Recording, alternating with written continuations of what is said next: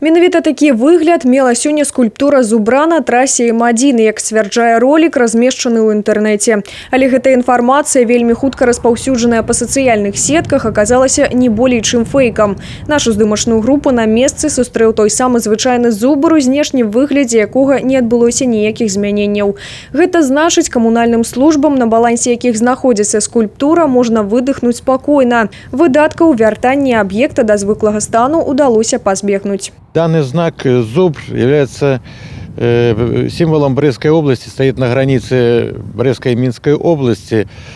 Значит, он был установлен в 2003 году.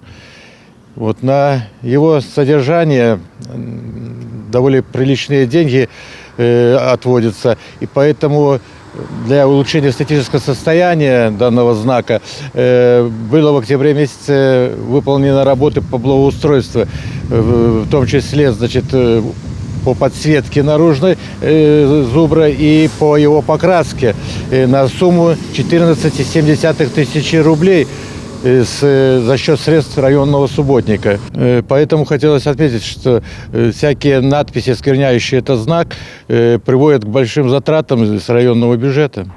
Між тым, многія ўспрынялі фейк з інтэрнэта за праўду, таму і эмоцыі у людзей адпаведныя. Да, я увидела зубра в интернете расписанного, и это хорошо, что фейк, потому что меня это подвергло в такой шок, в такое недоумение, что столько делается, затрачивается сил на благоустройство нашего города, нашего района, области нашей. И чтобы вот таким образом выставлять на показ свои эмоции, надо это делать совершенно по-другому.